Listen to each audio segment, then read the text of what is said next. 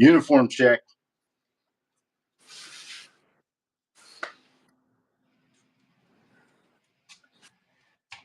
Good How day. you doing?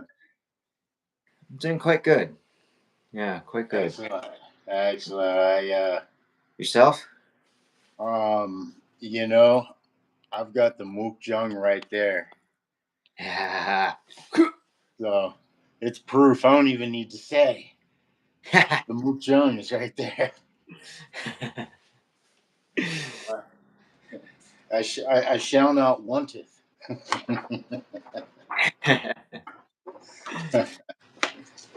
Yeah, boy, what fortune to have a Mook Jung. You know, I'm gonna do a little offshoot today here because the thing is about the internet and our friends out there on the internet is you can get information, anywhere. Information is, yeah. Memory, on the other hand, that's a difficult thing. What am I trying to even do here? There we go. Yeah. I saw a funny clip I of swear that if somebody out there started an icon identification class where you just recognize icons. Oh, that's the YouTube icon, and oh, that's the fire. Oh, that's the. So somebody would make billions. There we go. So what I'm actually doing here, I promise we're going to get to some training, but I wanted to offer something special. And is my hair doing something weird? Oh boy. Yeah, if you noticed, I dyed it gray to look a lot older. Silver? Yeah, it's Glitter. Silver glitter. the ladies love it. So I'm going to look up Mookjong, Mookjong.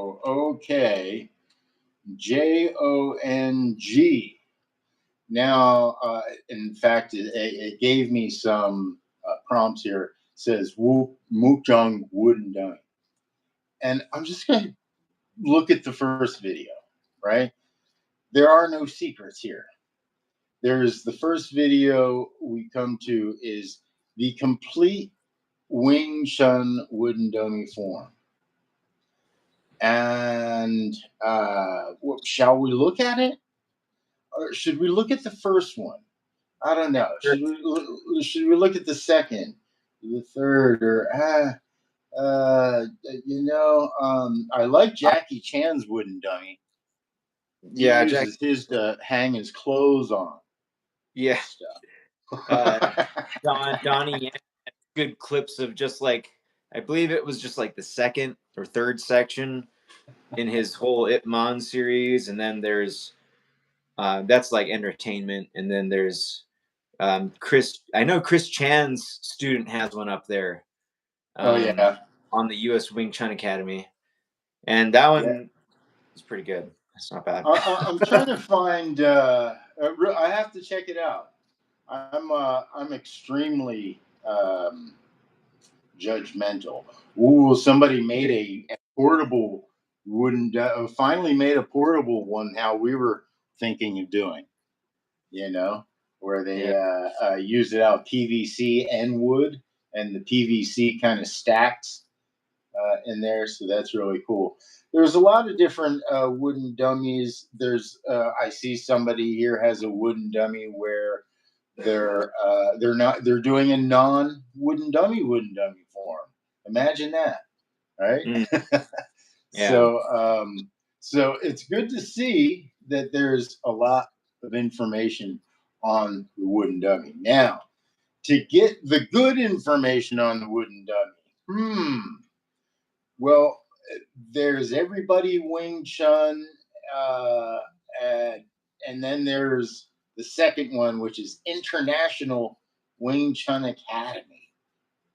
Which one do you think? Okay, I want to check out International. I want to see what that looks like. All right, let's check out this the International right here. I'm gonna see if I get full screen on this. Yeah, I can find. Can you see it? Yeah. Well, I already did a couple things that are to our a little short, I should say.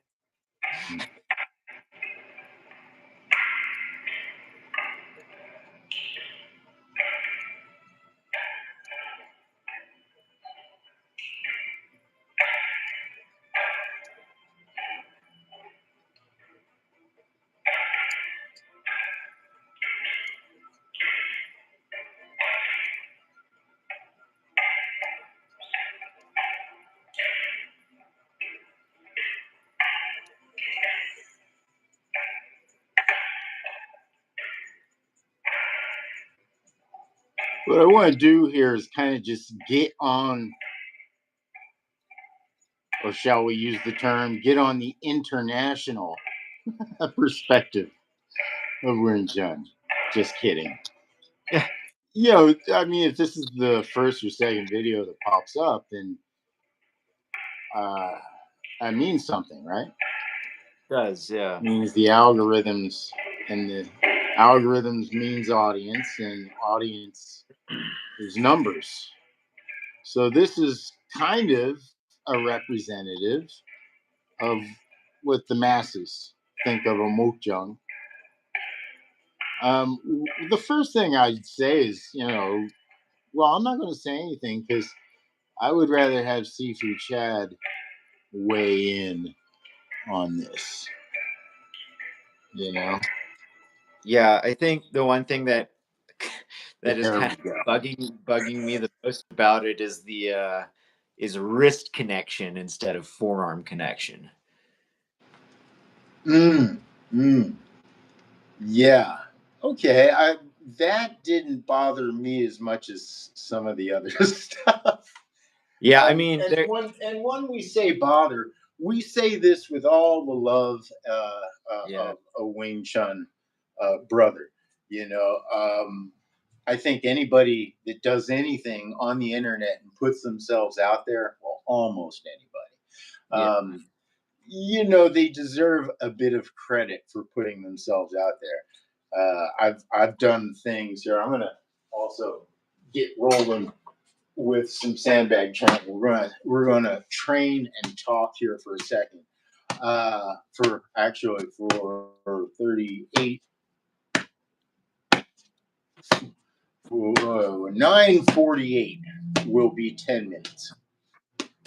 There we go. yeah. I know we just watched it once, but there wasn't like a whole lot of leg movement. It seemed like to me. Okay, now we're getting on the same. Yeah, it was like the movements came like a little short. You know, they Well, weren't. I would say not so much the movements, but the Kimi Ma altogether. Yeah. The footwork Yeah. was. Now his movements were good. Were okay. I'm not going to talk down yet on his movements. No, I really do think that they were okay. Yeah, However, nothing is okay unless you connect it to the ground. He didn't look connected or stable to the ground at all. Centered and relaxed. And so I can't say that it's wrong, but in training, we're really like if we're not training, then we're not going to get into Kimi Ma and the self defense. Kimi Ma is where you find yourself. It's not kind of like a stance, right? So the stance, I don't know. You can argue the stance was not very strong, or at least didn't look very strong. I've seen people that were very flat-footed and looked pretty lazy, but there's some Wing Chun who's pretty good, So I can't. I don't want to immediately jump to that. I would say the second thing, which is kind of connected to what you had pointed out first, I just say that would be the second, which would be the connectivity. The chisao rather, right? The chisao, but it wasn't awful. It wasn't awful. I've seen just disconnect and unconnect and disconnect over and over again, which is that's again. I don't want to jump to saying it's wrong, but it sure isn't what my perspective is. Right. On how you train on the Mook jump.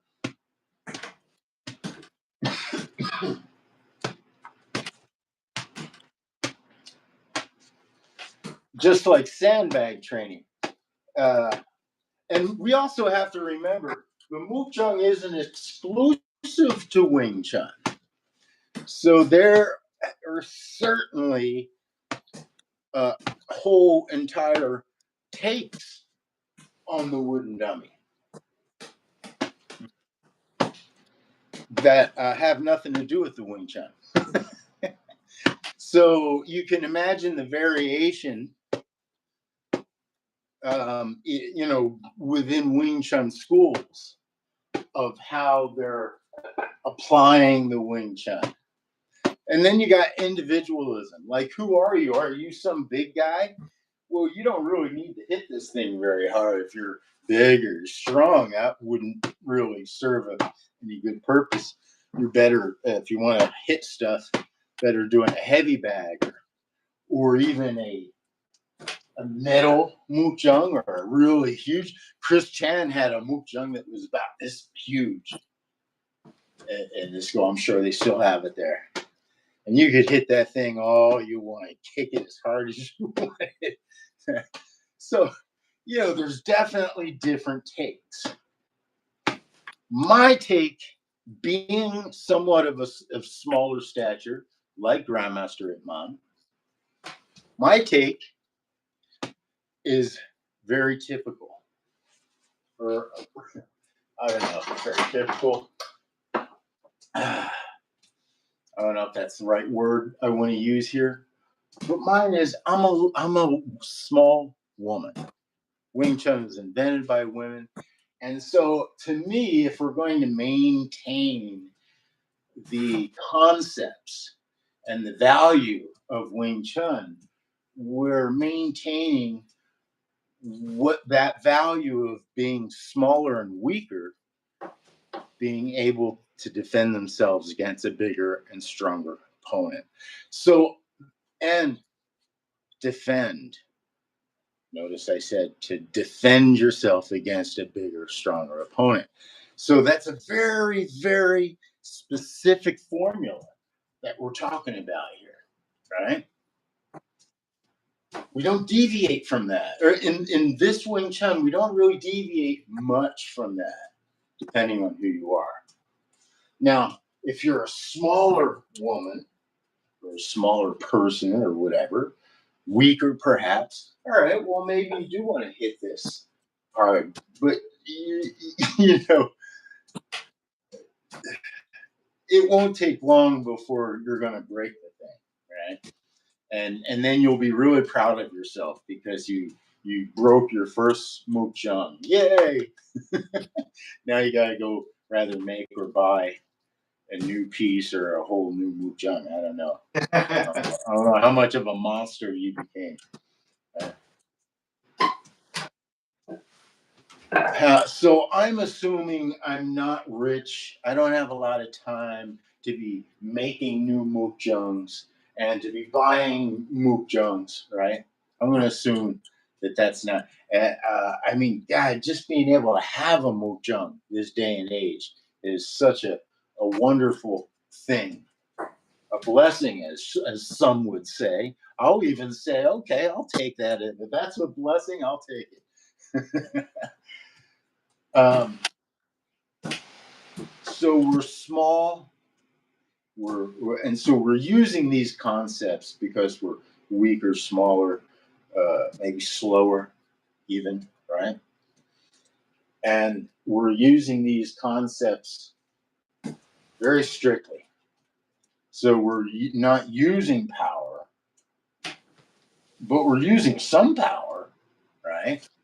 We're not using strength, but we're using and developing some amount of strength. The equation there is enough strength for you as an individual. So you don't have to be super strong. This is strong enough, to do basic calisthenic exercises. I'd say that's a good measure of, are you strong enough for you? I don't know. Can you do 30 push-ups? Bang out 30 push-ups? Or whatever is good. Find out in your community. All right, what's the average of the push-ups in this community? Probably 5. Yeah, I mean, I could. The problem with me in calisthenics is I can do way more than I should, which then injures you. So you got to watch out for that. When I say do a calisthenic, I mean do it comfortably. Yeah.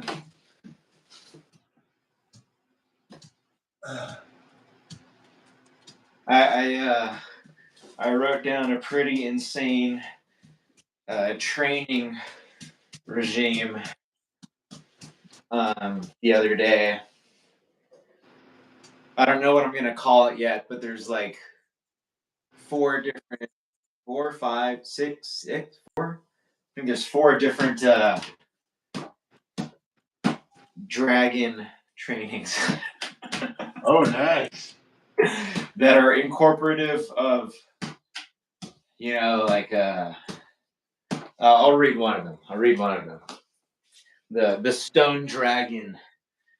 has a 10-minute sandbag, 10-minute sandbagging, technical get, 10 by 4, sandbag burpee 10 by 4, side shrimp 10 by 4, and 39 grind and kimi ma. I haven't executed. I'm going to do leg raises. Seems intense. In honor of your new setup there. So we'll do how many sets? I don't know how many sets. Again, this is probably the first thing you're gonna come in contact with. Maybe later on, if you're good, wham, you got a little longer of a reach here with your legs. But usually in a snap, bam, your arms, hands, first thing to come up, right? Maybe like this, even better. Because it's their arm, they have a knife. You'd rather have them cutting here, right? This is not good. This is not good. At least you can, stay. This is good. And in Wing Chun, we call this Tong Sao, right? So now, that's the one assumption, is that this is most likely what you're going to come in contact with. So you want this to be relatively strong, relatively resilient, fingers, hands, palms, elbow. Okay. Now we also want the legs to be very proactive. However, unless you're a soccer players got the best leg coordinations. It's just amazing. And strength, right? And cardio. If we could all just take the soccer player pill. Yeah. Of course, you don't need to, because you're genetically a football player. Okay. But also the legs. You want your legs to be proactive. Now, the problem with having the legs proactive is you need this whole area to be strong. Without this area strong, this connected part doesn't really work very well. So that's why we really want to have this core. These are leg raises. You can do leg raises off a bench or laying down, right? This works out for when you're doing leg work, like in jiu-jitsu or something, right? Or in China, right? In China, or grappling, or whatever you want to call your ground work, right? So any of the work that you would do here, like if you wound up on the ground, and now you're going to usually, since they're here, and you're probably in danger of getting up immediately if they're right up on top of you, well, then you can up kick, all kinds of fun stuff that you can do from the ground with these much stronger limbs, a lot stronger than the arms, right? But none of that is, like, strong legs don't really mean much if you're laying on the ground and your midsection can't really lift them up and can't really be connected to them, right? So, right, let's bang some out. The time we got. All right, we got 9 more minutes. I'm just going to do basic leg raises. 2, 3, 4, 5, 6, 7, 8, 9, 10, 11, 12, 13, 14, 15. Move jump. Yeah, do as many as you feel comfortable. I'm going to talk about the Mook Jung. The Mook Jung is one of the most advanced training devices on the face of the planet. It's kind of like a skateboard. It hasn't gotten better. Electric skateboard is nothing compared to a real skateboard, right? Yeah. Yeah, training devices ain't nothing. Heavy bags, speed bags, they ain't nothing compared to the training device called a Mook Jung. So it really doesn't matter what martial art you do. The smart martial arts schools got one of these in the corner. You know, and I've seen it. Traveling around the world, I always try to at least peek into the windows of all the various martial arts schools. Every town I've been through traveling in the U.S., I always go to the martial arts schools. If there's a Wing Chun or a Kung Fu or whatever, Jiu-Jitsu, and I'll at the very least peek in the window. And it's almost become like a vetted thing. Like, well, if they don't have a Mukjung in there, then what are you doing? No sandbags, no Mukjung. I don't care what martial art you're doing. If you don't have these basic things, come on. All right, Sifu Chad, will you lead us through 15 to 20 of a variation of your stylings? Okay. So much straight up, we're gonna Your methodology. we're gonna tuck in and go up and then down. So we're just doing the reverse of that. Okay. One, two. I would say do a strong tuck. Yeah, strong tuck. Even try to like crunch it with your body a little bit. 3. Don't fall off your bench. Almost like a double up kick. Yeah. 6, 7, 8, 9, 10, 11, 12, 13, 14, 15. I'm going to go to 20. You don't have to. Anybody watching? 17, 18, 19, and 20. Yeah. Ooh, that felt good. All right. We got 5 more minutes. While I'm talking, if you want to do more of those, let me explain. If this is confusing to some of you out there, what's going on here, this is what we call the dirty dojo. We used to do this outdoors, but now we're indoor monkeys. We train every Friday, 9:30 a.m. Pacific Standard Time. Our doors are open to the public for the first half hour, and then we go on over to our Patreon, which is patreon.com/CFUZ, and we keep training over there. So if you're interested in training with us specifically in Wing Chun and Mukjung, then join us over on patreon.com/CFUZ. You can also find a link over at cfuz.com in case you forget. It's easy to remember, cfuz.com. If you haven't done so already, please subscribe. We are we're a little over 300 subscribers. We're trying to get to 400 million. That's right, 400 million. That represents every person in America.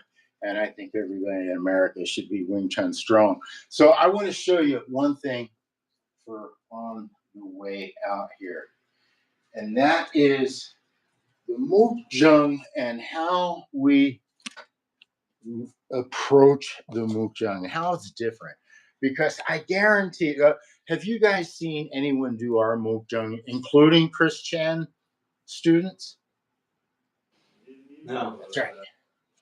So we have a Sifu approach, shall we say. All right. And because this is the internet, it's the world's approach as well. You're always welcome to argue an approach, but respectfully, like, well, what about this or that? And I said, there's all kinds of approaches. I don't necessarily think they're wrong. They would just have to let me know what they're trying to train on. And I go, oh yeah, sure. So like if separating and doing this, okay, well, why are you doing that? And they might have a very good reason. Okay.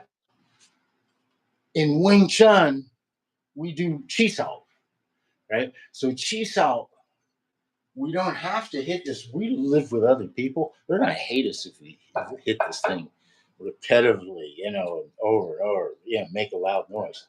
So, that's for special occasions, or, if you got it outdoors, you want to bother people.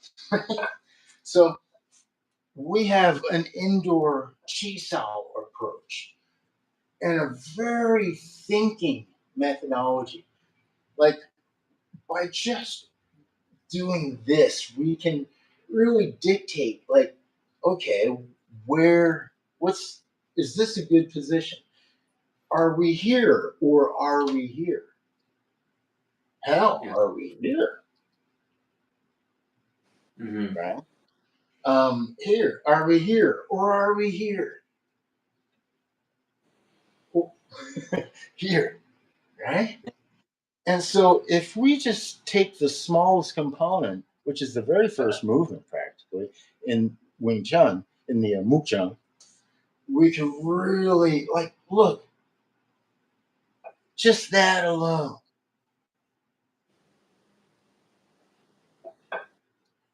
Man, rather than, right on the first date. Come on.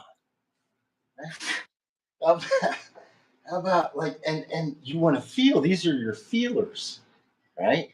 These are your feelers. So now, boom, right? Now, here or here. Hmm? Right? Hmm? Um, I like here. This is further away for now because I'm coming here and then to here. So it could be argued here down to there. You could argue that. What's your purpose? I'd almost say Chris Chan might even do that. I know that movement is very common from here to here. Right. Yeah. Right. Okay. So I'm good with that. I'm good with that. I kind of dig this right here just because of the purpose of the movement, right? Wow. And then just almost as a feeler, whoa, right? So it's more like butter. Yeah. I just kind of put more butter on it, right? Don't get me started with more butter. Yeah, yeah. More butter, more butter. Bam. With more butter. So am I gonna blame a guy if you don't want to put more butter on it? Not necessarily. You can blame a guy from the brother about you.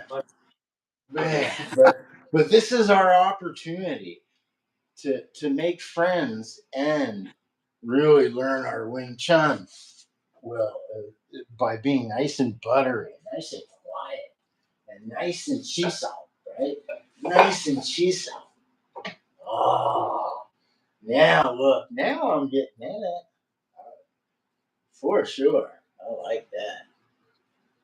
Yeah, that's almost like down here, right? Or they're not getting that down that lower action there. That's just like here, right? In Muay Thai, they use sticks or bottles or whatever to really condition their shins. Right? So we got that same thing here. We need to make a lot of noise. Yeah. Oh yeah. Oh, there's a sharp knot right there. Ow. That's good. Right there. Oh, that edge right there. Yeah. See? Oh yeah. Yeah. I'm sorry. Anyway, see, you can do that kind of training really quiet. I dig that. And also the whole buttery thing where you just, stand really cheese out, right? Yeah. So that's the sort of thing that we really like to focus on in our perspective of the Mukjang. So Again, if you want to join us, go on over to patreon.com/CFUZ. If you haven't done so already, subscribe, and we'll see you next week.